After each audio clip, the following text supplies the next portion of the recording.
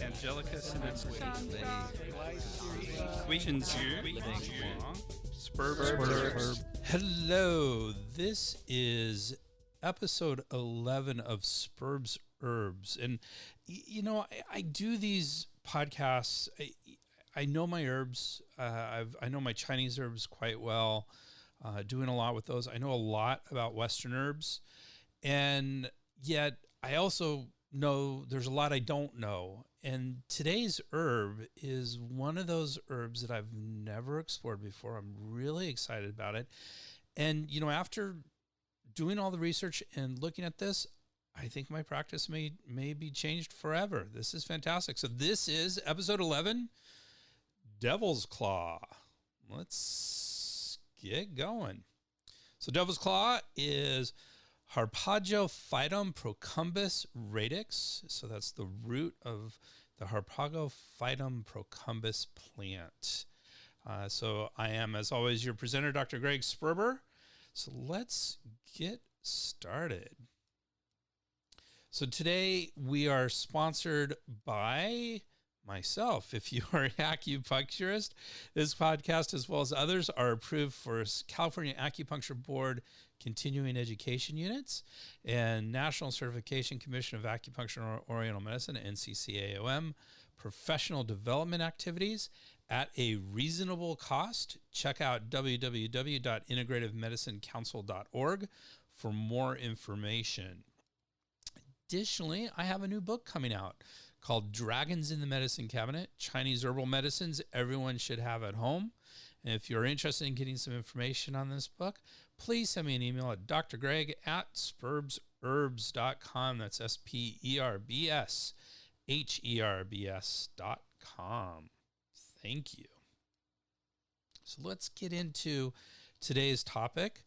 I was preparing this episode over the last week, and so this is a Saturday that I'm giving it on, and Thursday was Earth Day for 2021. And it's interesting that it happened at this time because more than most herbs I've discussed so far, there's a lot of literature about the economic environmental ramifications of this herb. There were actual scientific papers, several of them written about this sort of aspect. And so it blends in with Earth Day. And so I'm like, okay, what am I going to talk about? And I said, this is perfect. Earth Day is kind of going right. It helps me focus on this sort of stuff. So I think the reason why this herb in particular it has all these environmental ramifications discussed and economic ramifications is because there's not a strong base of cultivation. There's some, but the vast majority of this herb is wild harvested. It is wild harvested in a relatively poor area of the world. And it also takes 4 years for a tuber to reach harvest potential. So you're not harvesting, you're not cultivating this, and it takes a long time for it to actually do that. And on top of all this, it has the potential for over harvesting as well, so that you can actually disturb how much of this is out in the environment and have huge impacts on its ability to be harvested in the future. So this all, I think, plays really well into Earth Day. So let's talk some more about this. Sustainability is a large concern in the trade of herbs in general, with many herbs being over-harvested at this point in time. And this is, of course, is exacerbated with the threat of climate change. Have we seen a lot of changes with herbs at this point due to climate change? I haven't seen any good evidence of that at this point, though everyone's kind of preparing for it would be the best way I would say it. And this is generally a concern with herbs that cannot be cultivated and are wild harvested, such as Devil's Claw, our herb for today. One of the most important arbiters of endangered species is the Convention on the International Trade in Endangered Species, which is CITES, C-I-T-E-S, and I've heard of both CITES and CITES, so either way I think is fine. So the Convention on the International Trade in Endangered Species. You hear about this all the time when you're talking about sustainability of herbs. And when I say herbs in this context, I mean the broader sense. In Chinese herbs, at least, we also include a lot of animal species as well as plant species in our materia medica, or our medical materials. And so this includes both plants and animals, the CITES does. There was an attempt to add Devil's Claw to CITES, but it has been withdrawn. And it was due for several reasons. First of all, to sustainability efforts, increased cultivation, slightly declining demand over the last 10 years or so. In addition, there has been a lot of laws put into place. We'll talk about some of those to help protect this. And also because the countries involved with the harvesting of Devil's Claw were concerned that it would have a huge economic impact. And that is the other side of this issue, which is economics. So Stewart and Cole says harvesting Devil's Claw has improved income levels in marginalized communities. That's a huge concern. If suddenly you're going to say, well, you can't do that anymore, or we need to restrict this, then how do some of these communities maintain some of the gains that they've had due to the wild harvesting of this or other herbs? And so there's always this sort of balance that we try to do. In response to these competing concerns, Namibia, from where the most exports originate, we're going to find out that about 90% of Devil's Claw actually comes from Namibia, starting in 2010, has protected this herb. There's now a Devil's Claw resource management policy, which is enforced by the Ministry of Environment and Tourism. Permits are required for all stages of Devil's Claw production, with the wild harvesting and sale of Devil's Claw permitted only between March 1st and October 31st. So basically, there's a Devil's Claw season. Additionally, traders and exporters are required to pass a test and be registered. So this is quite a policy to protect this herb.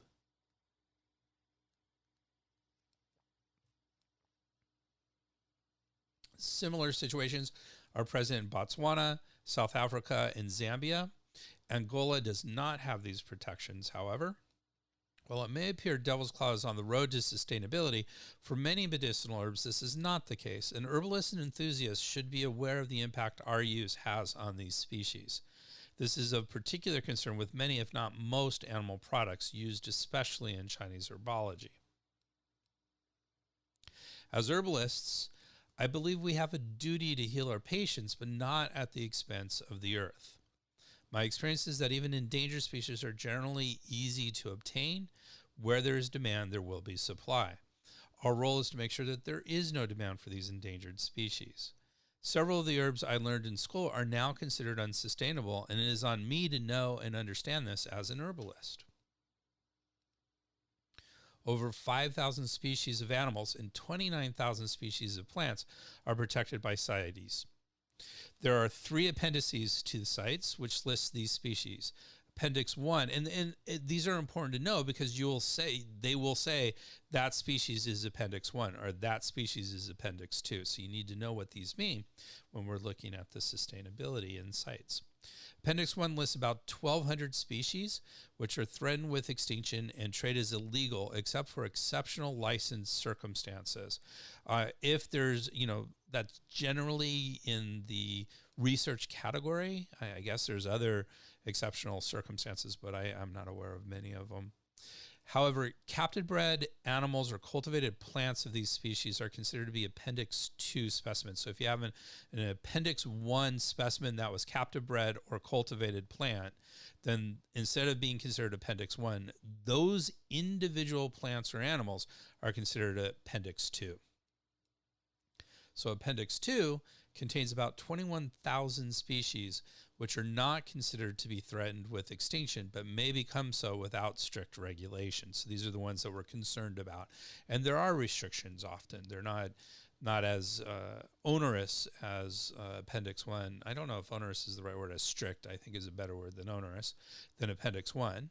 But we do need to be aware of these Appendix 2 species and make sure that we're only using them when we need to, when it's required, even though there's no strong protections around them. Finally, Appendix 3 includes about 170 species that have been requested by a member country. These may be locally threatened, but are not globally threatened. So in other words, a certain species might be in certain parts of the world might be endangered, but not globally. So in the world. So those member countries is asked, let's put this in Appendix 3 so that we can help regulate that within our borders.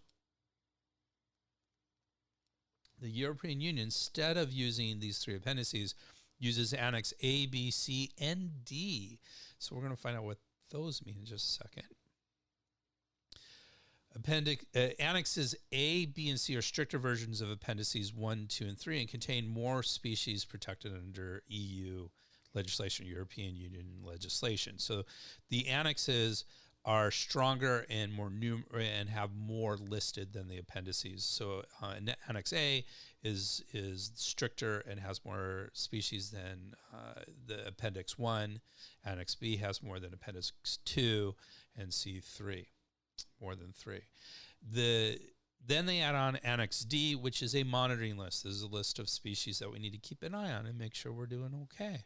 So that is the annexes A, B, C, and D are used in the European Union, while the rest of the world sticks basically with appendices 1, 2, and 3.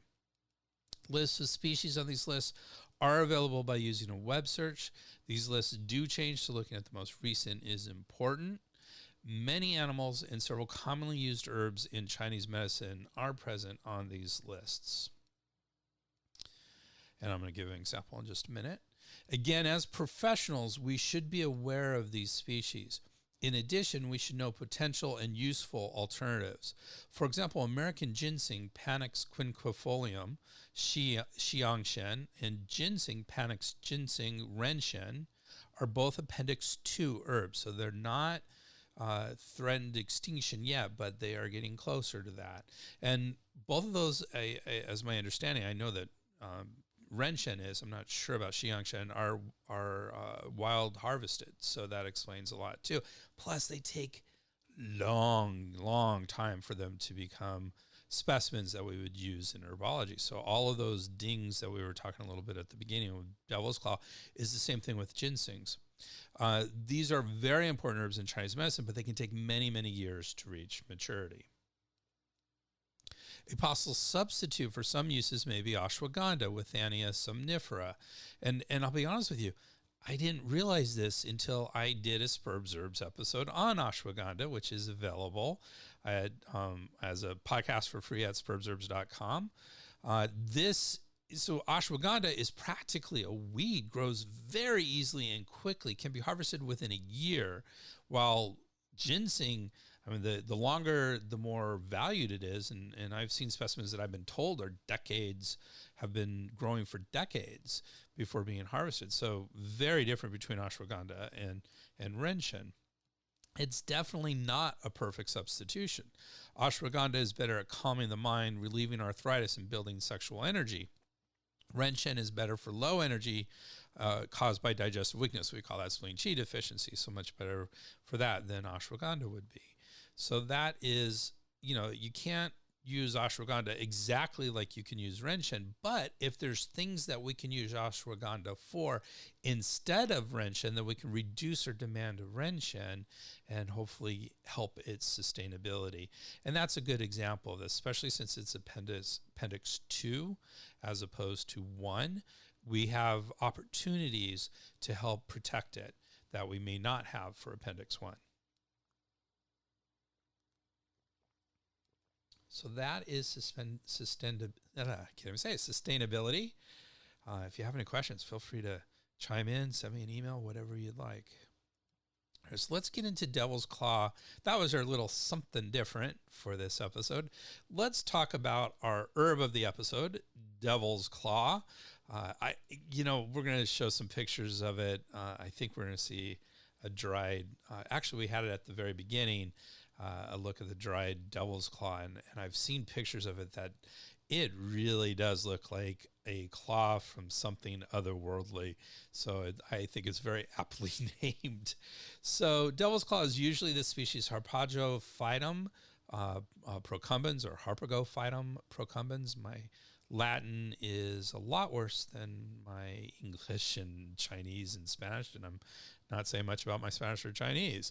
So harpago or harpago, phytum procumbens. Although harpago phytum zahari is a common and essentially similar substitute. So those are the two big species under this genus of harpago phytum, and they're basically interchangeable. When you look at the chemistry between the two of them, they have very similar chemistry. We're going to see that in, there was a study that kind of showed that. And in looking over the differences between the two, I saw that Zahari had one chemical that was different from procumbens, but that chemical was not mentioned anywhere else in any of the medical literature. So I don't think it's a medically useful chemical, but that was the only thing that I really saw different.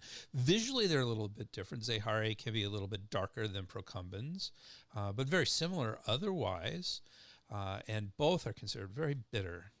That's one of the words that keeps coming up in this herb. So harpago phytum stems from the Greek words harpagos, meaning grappling hook, and phyton, meaning plant. And that really makes a lot of sense when you look at the quote-unquote claws of this fruit, and that's really the stems. It looks like a grappling hook. Procumbens comes from the Latin word meaning prostrate or lying down. Zahari refers to the German botanist Carl Ludwig Philipp Zaher, 1799, who lived from 1799 to 1858, who had worked in southern Africa. So that was a payback for them, for their good research. Comes from the family Petalaceae, and that is where the sesame seeds come from. It's the sesame family. So this is actually related to sesame seeds, which I think is really interesting. The medicinal part is the tuber or root. What makes this a little bit different is there is a central taproot that it grows with devil's claw, and then there are secondary tubers or roots that grow out from that taproot.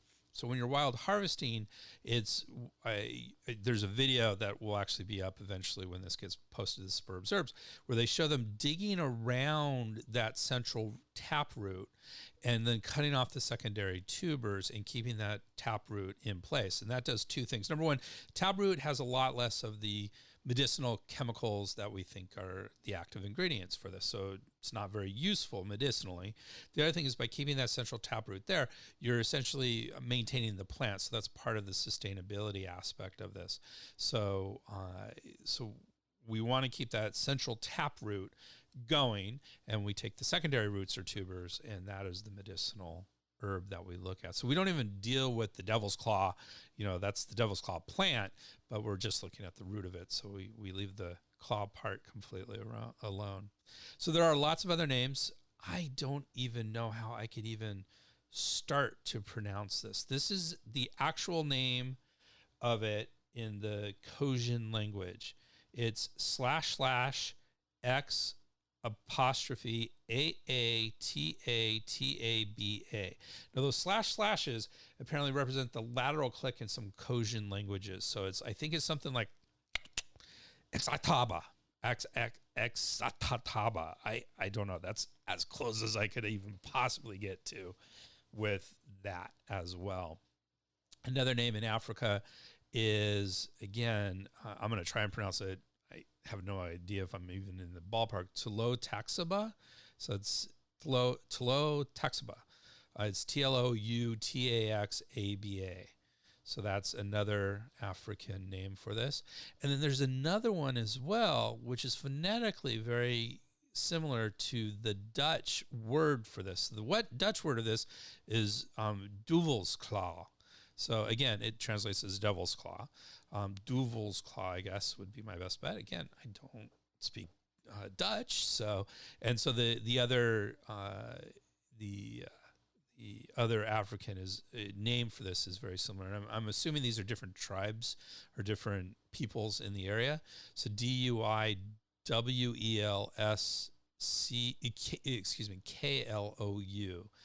Duvel's claw. something along those. So very close to the Dutch. German, it's Teufelskraal. Again, I don't speak German. It's also in English grapple plant or wood spider. And there is another Latinate name for this, Uncaria procumbens.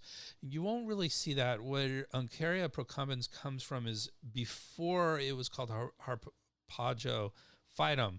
A different taxonomist had put this into the genus of Uncaria. Further studies have determined it is not part of that genus, but sometimes it's still called Uncaria procumbens. So that's the final name that I have for this. I'm sure there's other names out there. Generally, the daily dose of this herb is 1.5 to 4.5 grams per day. And it was first described in the West in 1822 by William John Burchell in his book, Travels in the Interior of Southern Africa. On our next page, we have a picture of the devil's claw, and it's actually an interesting looking plant. It has very long sort of, I'm going to call them vines. I'm not using technical language here, that kind of radiate out from a central place. There's a bunch of vines, going in a group, going in one direction, and there's some others going in other directions. It has sort of a reddish purple flower, bell-shaped flower on a few of these limbs.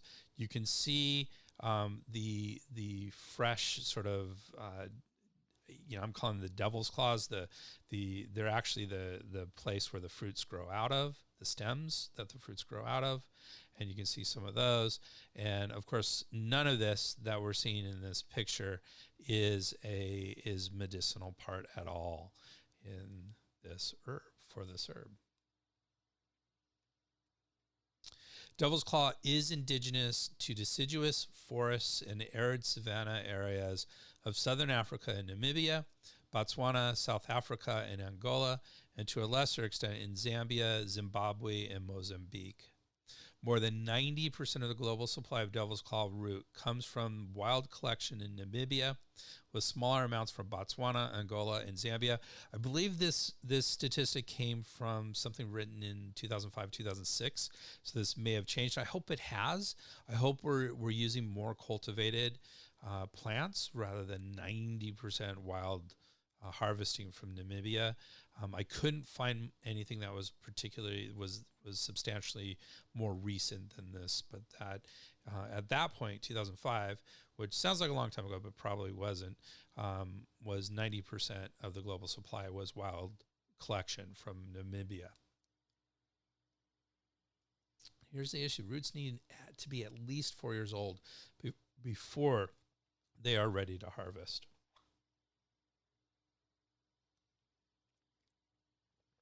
These were traditionally used by the San.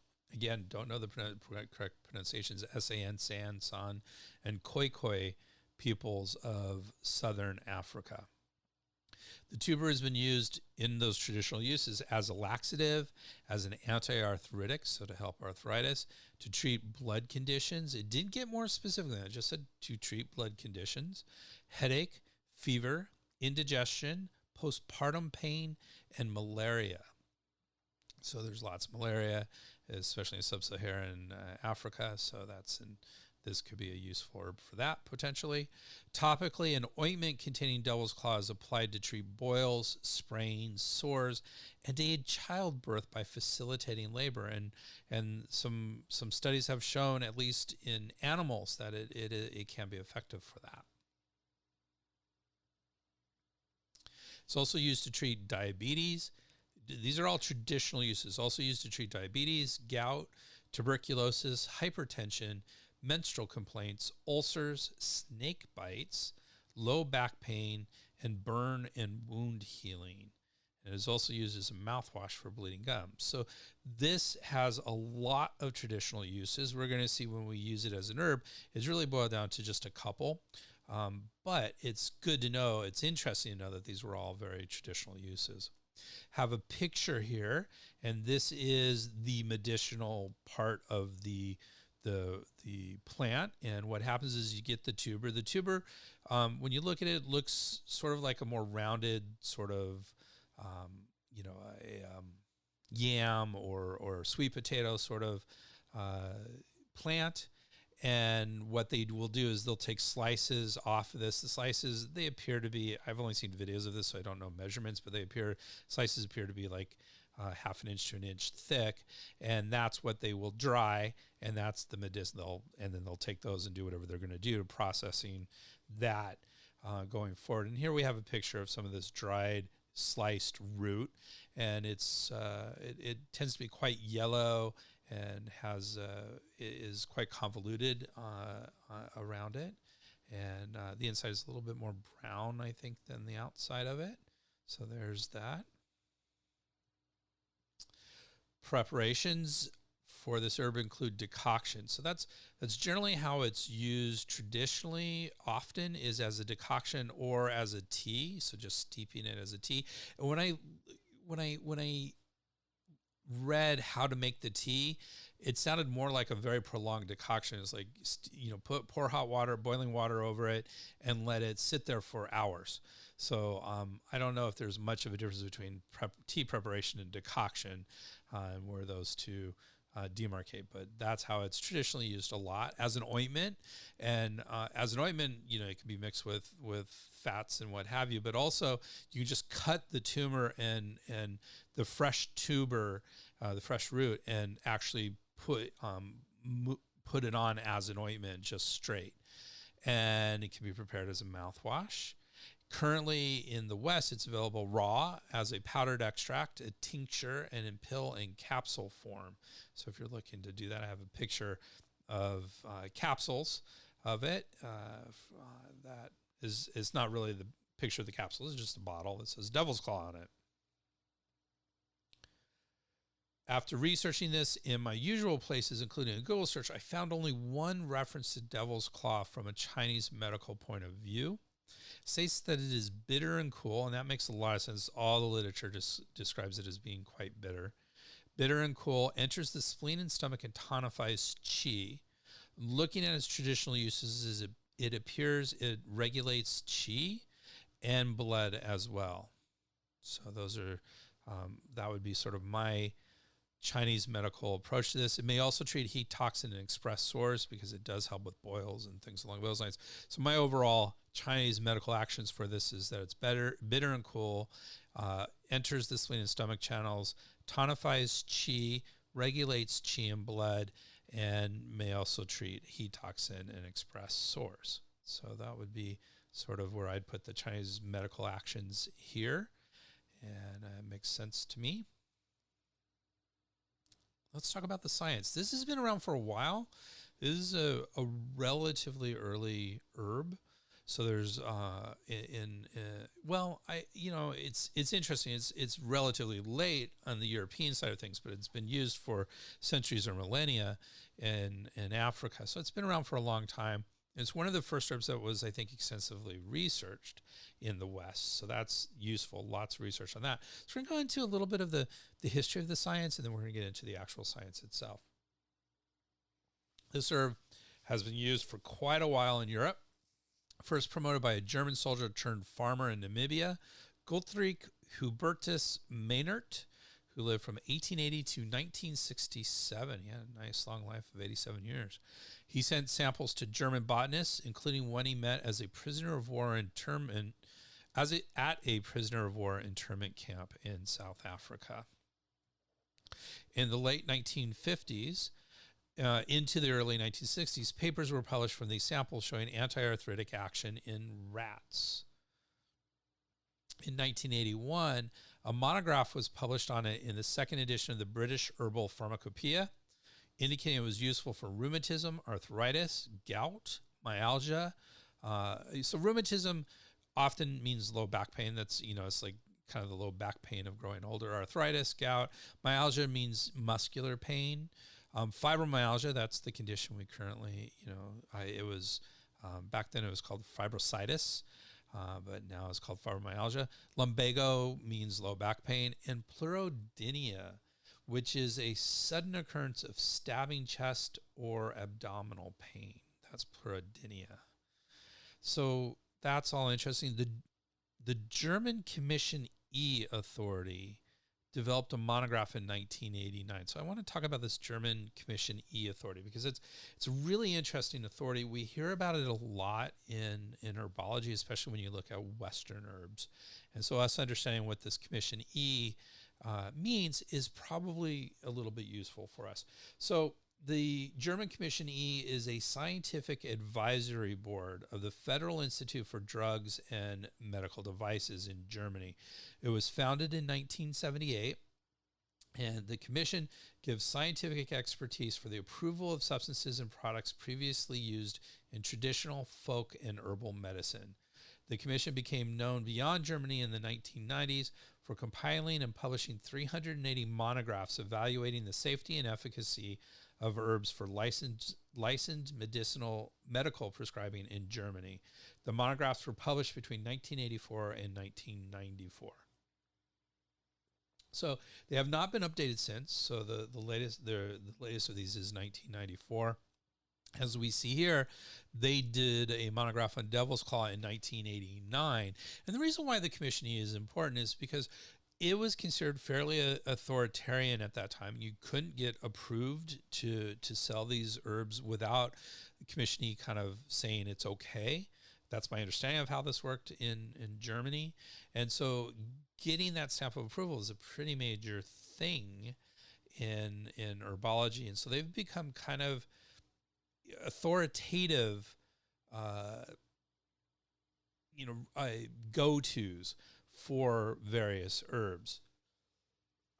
So that's why it still holds, even though they're over 25 years old, it still holds, and there's been a lot of research since then, still holds a lot of sway in Western herbology, and it has a lot of useful information. So Devil's Claw 1989 monograph says it was useful for loss of appetite, dyspepsia, which means, gastrointestinal complaints or pain, and as supportive therapy of degenerative disorders of the locomotor system. So locomotor means, movement system. So that can include arthritis and low back pain and things along those lines. And it does. It's often been interpreted in that way. Currently, the European Union says Devil's Claw may be labeled and marketed for relief of minor articular pain and relief of mild digestive disorders such as bloating and flatulence, and where there's temporary loss of appetite. In Canada, it allows the following claim statements. Traditionally used in herbal medicine as a bitter to help stimulate appetite. Traditionally used in herbal medicine to help relieve digestive disturbances such as dyspepsia. Used in herbal medicine to help relieve joint pain associated with osteoarthritis. So there we go. Those are sort of where we're going to focus a lot of our attention, on osteoarthritis, on low back pain, on some of the claims for gastrointestinal things. Now, I just want to say, I said in Chinese medicine that this is probably a cold herb, but generally in Chinese medicine, we don't see cold herbs stimulating appetite. And so I'm not sure it's a cold herb. I think it might be more along the lines of neutral to warmish, I think, to get some of these, to get at some of these actual effects. So keep that in mind. Kind of backtracking a little bit, but I think it's important as I'm looking at this to kind of go, just because this one site said it was cool, I'm kind of thinking it's a little bit warmer than cool. So just my opinion.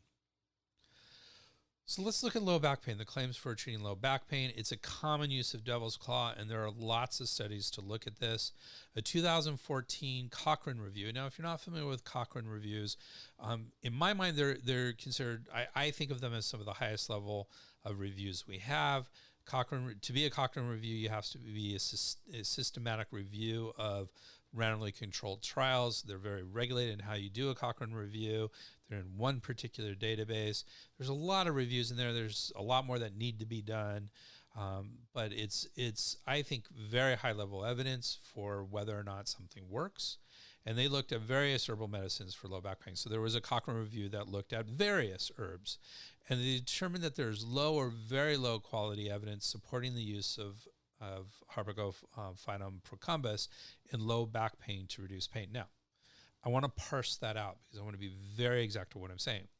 What they said was there is evidence supporting the use of devil's claw in low back pain.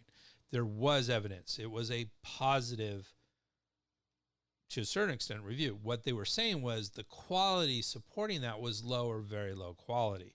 So basically what they're saying is, well, it looks like there's some evidence to show that this can be helpful in low back pain. We need to do higher quality and better quality studies to really figure out if that's the case or not. So I kind of consider that to be a lukewarm positive review. It's not super strong, but at least it didn't say it didn't work. And so, but we need more research on whether it helps with low back pain. WebMD, which is, I think, not a bad source for general information on herbs, and they said it seems to work about as well as other NSAIDs. There were some small studies that suggested that. So an NSAID is a non-steroidal anti-inflammatory drug. These are your aspirin is an NSAID, and ibuprofen, and I love flurbiprofen is one of my favorite names for a drug. I just Flurby, I don't know why. Flurbiprofen. Anything with ends with a profen is going to be an NSAID. The only thing that's not an NSAID that we might consider that is acetaminophen, or Tylenol, which is not considered an NSAID. It has a different mechanism of action than NSAIDs. So this is the part that I think is very interesting and started to get my mind turning around how I could use devil's claw in my practice. And I'll summarize that at the end. Osteoarthritis. A review of the use of devil's claw in osteoarthritis found poor quality of trials, making it difficult to answer if it works and whether it is safe. So that's, even a really good systematic review that's very positive is probably going to say, but more research needs to be done. I don't think I've ever read a systematic review that didn't say that. And systematic reviews are kind of the pinnacle of evidence. We want systematic reviews because they look at a whole bunch of different trials and tries to determine whether the trials are done well and what are the conclusions we can do. But it did state, this particular review, which said it was poor quality of the trials, it did state that the higher quality study suggested effectiveness in treating pain and osteoarthritis. So that is at least a positive. That was, 2006, so 15 years ago. So there have been other trials since then, and they've been relatively positive. I just, my glance at them was they weren't super high quality, so I don't know if we've improved the quality of these trials, but that's the nature of research and science, is that there could always be a better done trial. Going back to WebMD, they says it's possibly effective for osteoarthritis either alone or in combination with NSAIDs.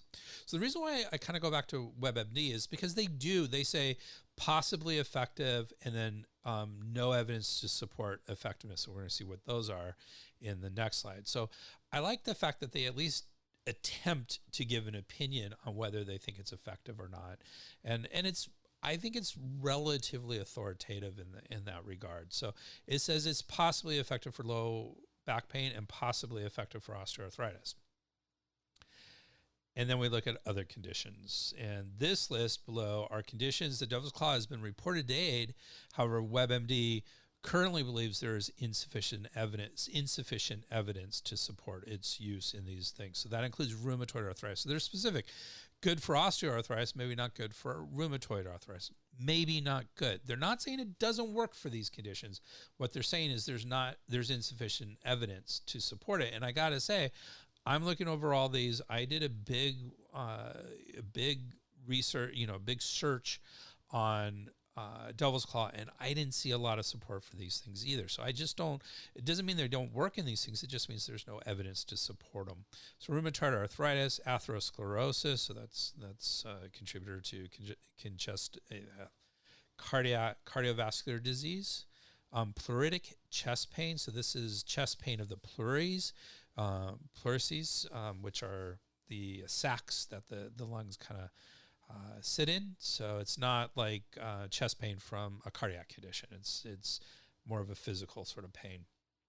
Fibromyalgia, gout, high cholesterol, loss of appetite, muscle pain, topical wound healing, migraine, indigestion, fever, dysmenorrhea, difficulties during childbirth, tendinitis or inflammation of the tendons, allergies, and kidney and bladder disease. So some of these are interesting because if you look at loss of appetite, you look at indigestion, these are kind of traditional uses, very common traditional uses. And actually, Canada said it's it's helpful for those things. And so it's interesting that some states are saying yes, and others are saying there's not enough. This isn't a state, obviously, but our country. But it's interesting that some are, even without a ton of evidence, are actually supportive of its use.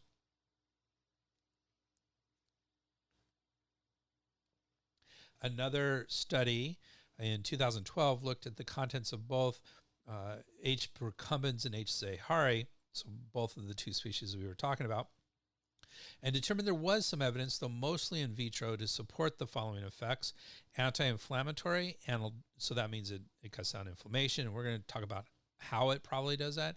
Analgesia, so it helps with pain. Antioxidant, anti-diabetic, antimicrobial, so that's interesting. It helps against various bugs, so whether those are bacteria or viral or what have you. Antimalarial, anti-cancer, cardiovascular, central nervous system, and uterotonic effects, so it helps the uterus. In other words, that can be helpful during childbirth and things along those lines. So they determined there was some evidence towards those. So that's, we're always going to see this. We're always going to see some saying yes, some say no. But the issue with this is some evidence, though mostly in vitro. So that means not in people. So they were doing lab work, or they were looking at studies that did lab work. So all these things might be true, but they have not been shown to be true primarily in humans. So we have to take this with a grain of salt, but at least it's pointing us in a direction, and it's kind of interesting in that regard. So how does it do some of this stuff? There was one in vitro study. Again, in vitro is not as good as in vivo, but in vitro can be useful. It's in the laboratory. Indicates anti-inflammatory and analgesic effects are probably due to COX-2 inhibition and inducible nitric oxide synthase messenger RNA expression. Okay, let me explain what that all means. So COX-2 inhibition. COX is cyclooxygenase. It's abbreviated COX. And this is interesting because when we were talking about all those NSAIDs earlier, the nonsteroidal anti-inflammatory drugs like aspirin and ibuprofen and et cetera, the way they help pain and are anti-inflammatory is through COX-2 inhibition. So it makes sense, if this has a similar sort of effect, that it will also have its effect through COX-2 inhibition. And then it also inhibits this nitric oxide synthase mRNA expression. So what that means, nitric oxide synthase will produce nitric oxide, which can contribute to pain, to the sensation of pain. And so this is decreasing its expression from DNA into mRNA. And if you decrease this mRNA, then you decrease the actual production of this enzyme. Synthase is an enzyme that creates something. That's what it means. ACE means enzyme, and synth means to create. So an enzyme that creates inducible nitric oxide. So those are some of the mechanisms. It's further supported by a 2012 in vitro study, which added the inhibition of tumor necrosis factor alpha. So this is another very interesting sort of chemical. Tumor necrosis factor alpha is a cytokine, which is a small protein used by the immune system for cell signaling. If macrophages are important. They're white blood cells. They're a type of white blood cells, and they're very important during injury and things along those lines. If a macrophage and infection, if a macrophage detects an infection, they release tumor necrosis factor to alert other immune system cells as part of an inflammatory response. In other words, if you inhibit tumor necrosis factor alpha, then you are inhibiting the inflammatory response of the body. So you're being anti-inflammatory, you're decreasing inflammation. So that is a positive in this whole thing. So those are the mechanisms that we think this herb might work with. And while we're saying all these things, there are many chemicals that might help and aid this, but there's one in particular that we're about to talk about that is been primarily researched, and we think is probably amongst the most important of the chemicals in this herb. So let's talk about the contents. So what's sort of unique about this herb is they have several iridoid glycosides. I'm going to talk about what an iridoid glycoside is in just a minute. But several of them are present, including the most studied. So this is the chemical that we spend most of our time looking at, and it's called harpagoside. So it takes the name of harpagophytum. So harpagoside, that's the chemical harpagoside, as well as harpagide, procumbide, procumbicide, 8-O-P cumaroyl harpagide, and 6'-O-P cumaroyl procumbide. So those are all iridoid glycosides that we think have action, some positive actions, especially the harpagoside in the contents. There are lots of other constituents, of course, including harpagoquinones. So quinones are something we'll see in a lot of herbs. In this case, harpagoquinone, I didn't see many studies supporting that this was an active ingredient here. It may or may not be useful, but it's definitely there in relatively large quantities. Also has amino acids. God, you'd be hard pressed to find a plant that didn't have some amino acids, and flavonoids. Phytosterol. So sterol is has a cholesterol ring in there, and phyto means plant, so it's a phytosterols, and they're often very useful in the herb action, the action of herbs. In this case, I don't think the two that are primarily in there, stigmasterol and beta-cytosterol. Beta-cytosterol is a very useful and chemical herbally. I just don't think there's enough of it to be very useful in this particular plant. Also has some fatty acids, aromatic acids, triterpenes and carbohydrates. Triterpenes, again, those can be active ingredients in herbs, but I don't think in this case. So it's just there, and it might play a role. I'm not discounting it, but that isn't what has been studied the most. So what has been studied the most are the iridoids. Let's talk about iridoids, and we'll break it down into why this is useful here.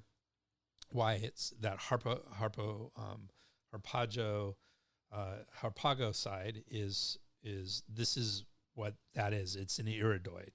And so an iridoid is a large group of monoterpenoids. Terpenoids are the most numerous and structurally diverse natural products. Mono refers to the number, mono means one, and it refers to the number of isoprene units. In this case, there is one isoprene in iridoids, in a monoterpenoid. Isoprene is 2-methylbuta-1,3-diene. Also, C, it's 5 atoms of carbon and 8 atoms of hydrogen. So it's an interesting little chemical. Iridoids include a 6-membered ring with 1 oxygen atom fused to a cyclopentane ring. So cyclopentane is 5 carbons in a ring, circular. And we have lots of sugars that have similar sort of setups. When combined with a sugar, it's called a glycoside. So that is how we get all of these things together. We have an iridoid glycoside. So it's combined with a sugar. An iridoid is all these things together. It has the 6-membered ring. It has the isoprene, all these sort of things. So it's a pretty good size little chemical, and it is combined with a sugar, so it is a glycoside.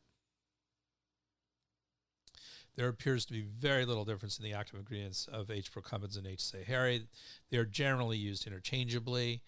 Sometimes you'll hear it in the literature that zaheri adulterated procumbens, but really, technically, they're considered almost identical. And when you look at herbs and herbal products, it doesn't make a huge difference how much is, if there's some zaheri in there or not.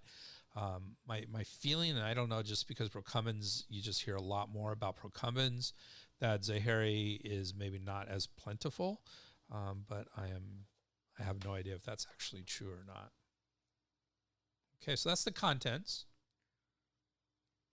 Again, there's not a lot to be said about a harpagoside. They think that is the major, one of the biggest active ingredients, though there are others that are probably doing that. And the reason why I can say that there's others is because there were studies that said when you just looked at a harpagoside, it didn't do much on its own, but when combined with other aspects of the herb, it had lots of activity. So I think this is really one of those herbs where you want a fairly full spectrum extract and not to worry too much about the singular active ingredient. And while harpagoside has been looked at as the active ingredient, I wouldn't take anything that was, focused too much on that, standardized on that, or what have you. So that's the contents. Let's talk about drug-herb interactions.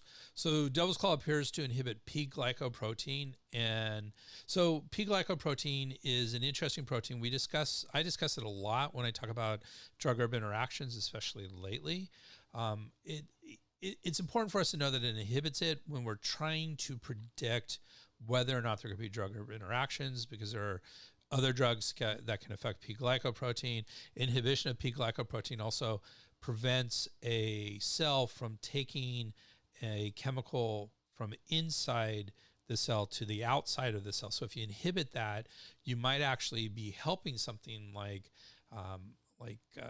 resistance to a particular chemical. So like antibiotic resistance, it's thought that maybe some inhibition of P-glycoprotein can actually help with some of the resistance, especially actually chemotherapy is another big one that they're looking at that about. So it's an interesting thing to look about, but it's more theoretical than anything else. As is, it does look like it also inhibits cytochrome P450-2C9, subtype 2C9. And again, I talk about this when I talk about drug-herb interactions. Again, it's just theoretical. These are things we want to look at when we're trying to predict if there could be a drug-herb interaction. It does not indicate that there are any drug-herb interactions. And the problem with devil's claw and CYP, cytochrome P450-2C9, is the studies have only been non-human at this point. So we don't actually know if it has that effect in humans or not. So there are numerous interactions noted, but do not appear to have substantial evidence. These include ticlopidine, which is level D evidence, and one case study with warfarin. Because it's a case study, it bumps it up a level in evidence. So when I talk about these level of evidence, level C, level D, these are based on evidence-based medicine, and A is the highest level of evidence, A, B, C, D.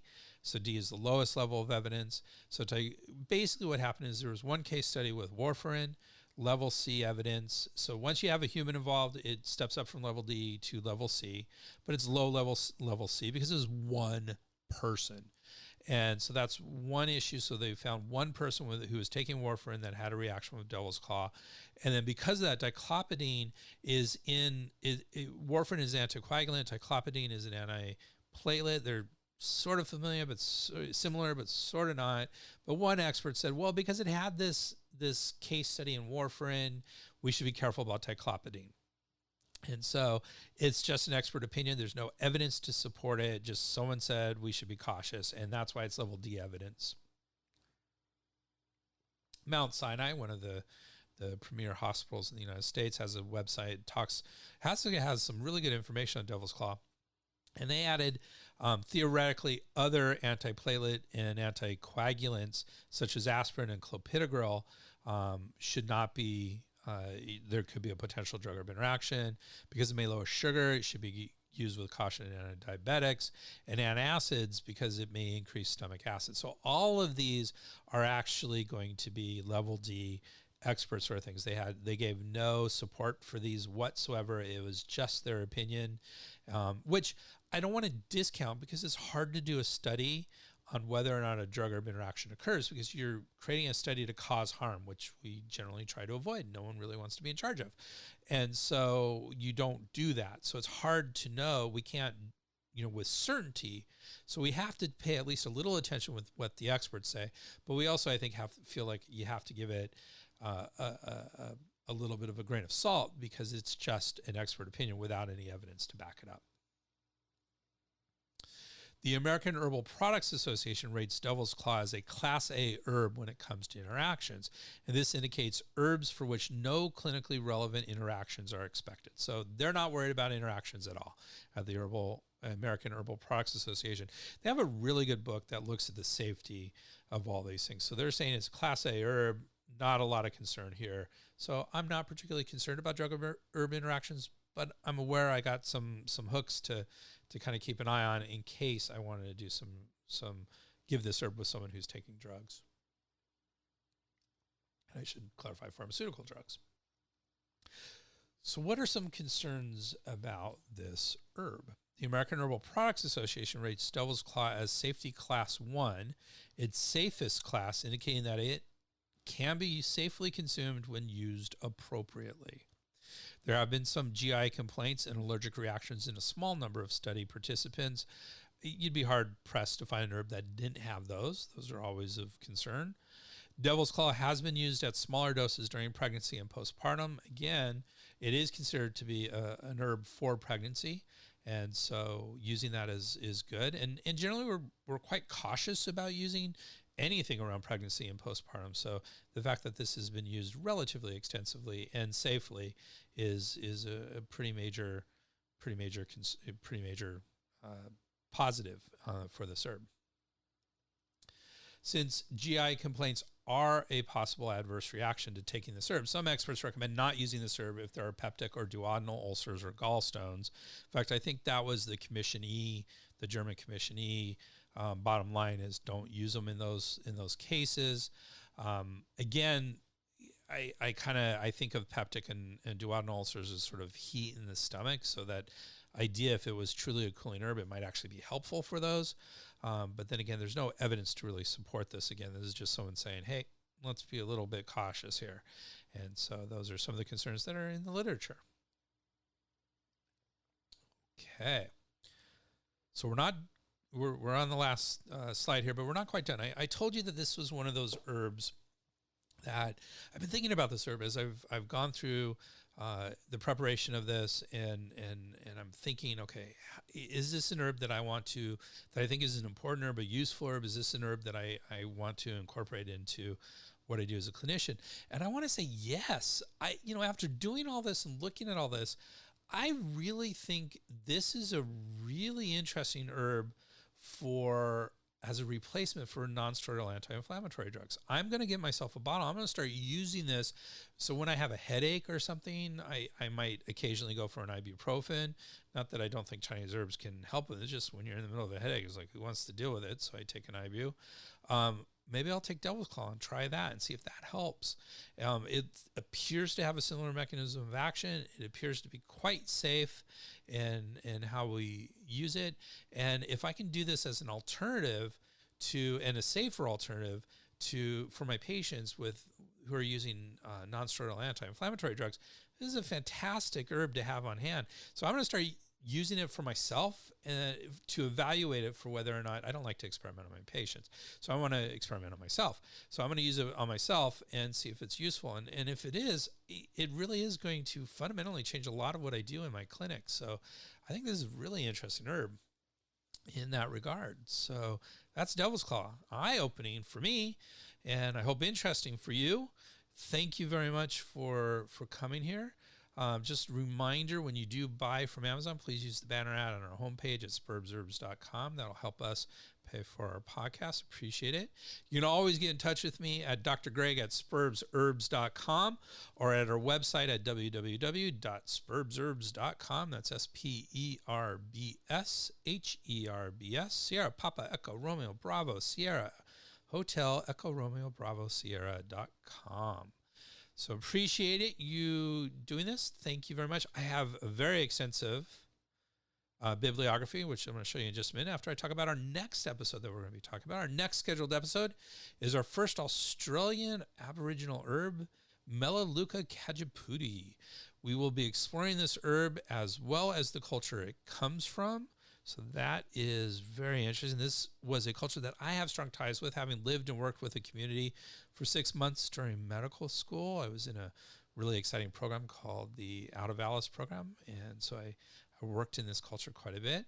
It's going to be a fascinating exploration of an herb and its culture, so please join us on our next episode of Spurbs Herbs, Melaleuca cajeputty. And as I promised, here is the bibliography.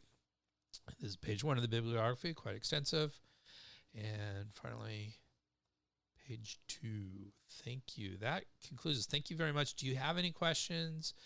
Again, if you're with me live, feel free to type them in or to unmute yourself. And if you're not with me live, feel free to send me an email and I'll get back to you. I might not always get back to you super fast, so if you don't hear back from me, send me another email. I'll be happy to do it. Happy to answer any questions. So thank you very much. Sperb.